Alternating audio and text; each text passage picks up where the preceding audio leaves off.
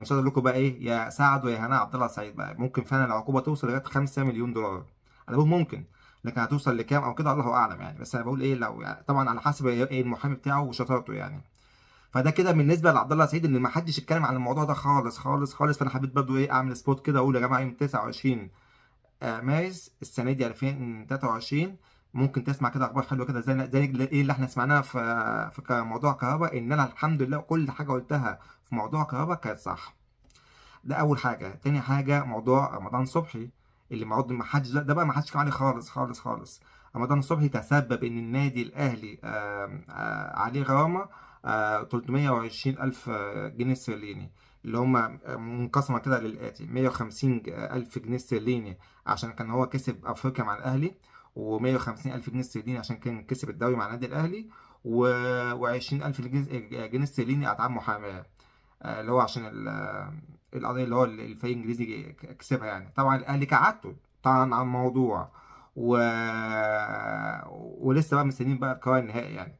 بس تخيلوا بقى ايه غالبا يعني طبعا احنا كلنا عارفين ان النادي الاهلي برضه مش هيكسب. اصل حاجه، بصوا يا جماعه، ده فيفا، ده مفيش هزار، قوانين ولوائح كله يمشي عليها. فالقرار طبعا او الطعن ده هيترفض كالعاده، والنادي الاهلي هيبقى ساعتها ملزم ان هو يدفع. شوفوا بقى من 2019 لغايه دلوقتي ال 150 دي 150 الف جنيه استرليني زائد 5% فوائد.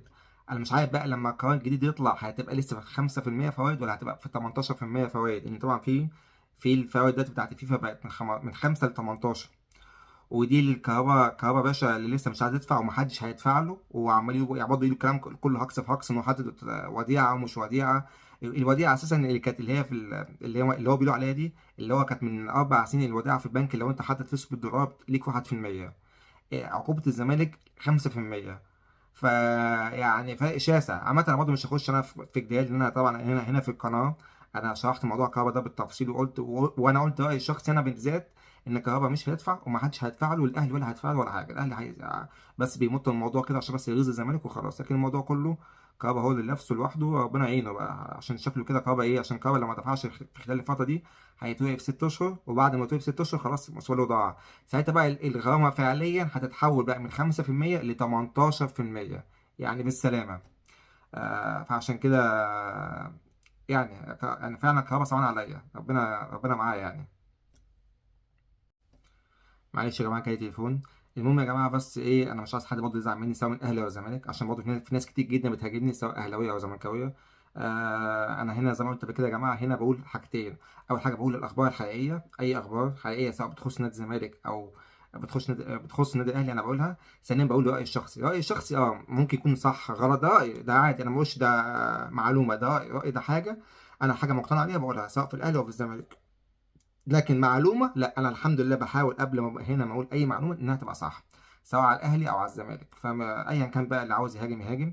ويا جماعه اللي يهاجم يهاجمني الشخصي، بلاش اللي هي اللي الادب والشتيمه والكلام ده كله يعني. يعني ما تجيبش سيره اهلي في الموضوع. بس ايا كان يا عم ايه، انا برضه هفضل كده قاعد على قلوب الناس سواء هنا او هنا، وهقول رايي برضه وهقول المعلومات الصح ايا كان بقى ايه. انت متقبلها مش متقبلها الله يسهل لك.